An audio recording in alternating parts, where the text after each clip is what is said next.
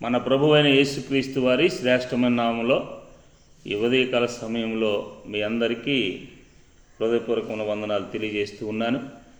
మరి మీ అందరూ క్షేమంగా ఆరోగ్యంగా ఉండాలని ప్రతి దినము కూడా మీ కొరకు మేము ప్రార్థన చేస్తూ ఉన్నాం.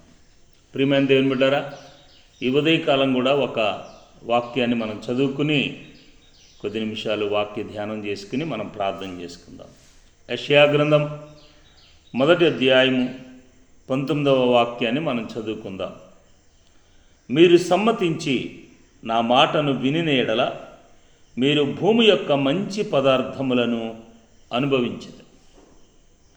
ప్రియమైన దేవుని బిడ్డలారా, ఈ ఉదయకాల సమయంలో దేవుని యొక్క వాక్యము మనతో మన కుటుంబాలతో మాట్లాడుతుంది. దేవుడు మనము ఆశీర్వదించబడాలని, మనము దీవించబడాలని, మనకు ఏమి కావాలో వాటినన్నిటినీ కూడా సమకూర్చి ఏర్పాటు చేసినటువంటి దేవుడై ఉన్నాడు. మనము ప్రారంభం నుండి కూడా మనం చూస్తే, ప్రారంభం నుండి కూడా దేవుడు ఒక మనిషినికి ఏమి అవసరమో, ఒక జీవికి ఏమి అవసరమో వాటన్నిటినీ కూడా సిద్ధపరిచాడు. ఆదామును ఏర్పాటు చేయక మునిపే దేవుడు ఆదాముకి ఏం కావాలో వాటన్నిటినీ సృష్టించాడు.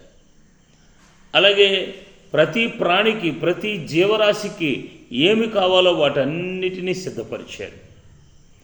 భూమికి ఏం కావాలో, ఆకాశంలో ఏముండాలో అన్నిటినీ సిద్ధపాటు చేశాడు. అయితే వాటిని తయారు చేసిన తర్వాత మనిషిని కూడా ఏర్పాటు చేశాడు. మనిషిని తానే స్వయంగా చేసి తన జీవవాయువును ఊది, నీవు నా మాట వింటే ఇవన్నీ కూడా నీకు అనుగ్రహించబడతాయని దేవుడు చెప్పాడు. అయితే ఈ మనుష్యుడు చేసినటువంటి పని ఏంటంటే దేవుని మాట వినలేదు. అనాది నుండి కూడా ఇప్పటి వరకు కూడా దేవుడు బాధపడుతున్నటువంటి ఒకే ఒక విషయం ఏంటంటే ఆయన మాట మనం వినట్లేదు. వింటే ఈ సమస్త ఆశీర్వాదం అంతా మనదే, ఈ సమస్త దీవెనలన్నీ మనయే, ఈ సమస్తమైనటువంటి ప్రతి ఫలము కూడా మనదే. కానీ మనుషులు దేవుని మాట వినటాలి. యెషయా గ్రంథంలో 1వ అధ్యాయంలో మనం చూసినప్పుడు ఆయన యొక్క బాధను వ్యక్తం చేస్తున్నాడు. నేను పిల్లలను పెంచి గొప్పవారినిగా చేశాను, కానీ వారు నా మీద తిరుగుబడి ఉన్నారు. అంటే మాట వినేటట్టుగా లేరు. కానీ అయినప్పటికీ కూడా దేవుడు మరొక అవకాశాన్ని ఇస్తున్నాడు.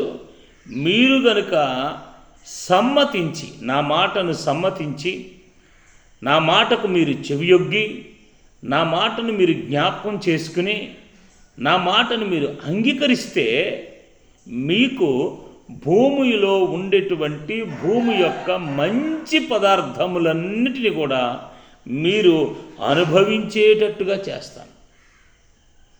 భూమిలో ఉండేటువంటి ప్రతి పదార్థము కూడా భూమిలోనే ఉంది. ప్రతి పదార్థం, మన తినడానికి ఆహారం, కట్టుకోవడానికి వస్త్రాలు, ఖనిజాలు, లవణాలు, వెండి, బంగారం, ఇనుము, ఇత్తడి సమస్తము కూడా భూమిలో మన కొరకు దాచబడి ఉంది.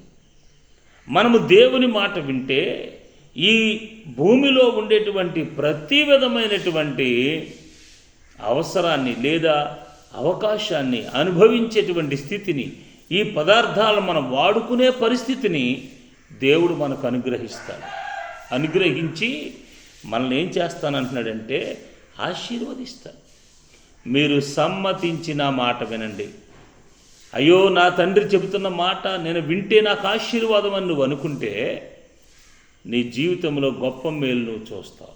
ఒక తండ్రి తన కుమారుడికి, తన కుమార్తెకు, తన భార్యకు, తన కుటుంబానికి ఏ విధంగా సమస్తాన్ని సిద్ధపరుస్తాడో అట్టి రీతిగానే ప్రభువు కూడా మన కొరకు సమస్తాన్ని సిద్ధపరిచాడు. ఎందుకు సిద్ధపరిచాడు? మనం అనుభవించాలని సిద్ధపరిచాడు. కానీ మనం ఆయన మాట వింటాలేదు. కానీ దేవుడు పిలుస్తున్నాడు, రండి, నా మాట వినండి, నా మాట ప్రకారం మీరు చేయండి, నా మాట ప్రకారం మీరు చేస్తే, మీరు సమ్మతిస్తే ఈ భూమి యొక్క మంచి పదార్థాలు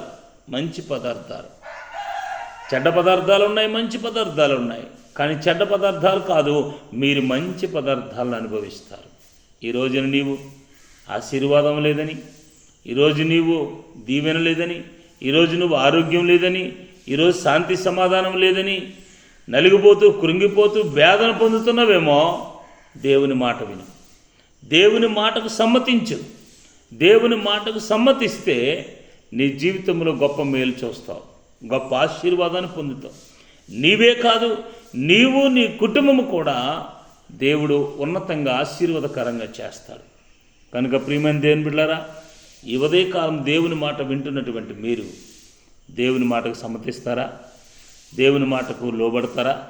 దేవుని మాట వింటారా? దేవుని మాట వింటేనే మీ కుటుంబానికి ఆశీర్వాదం.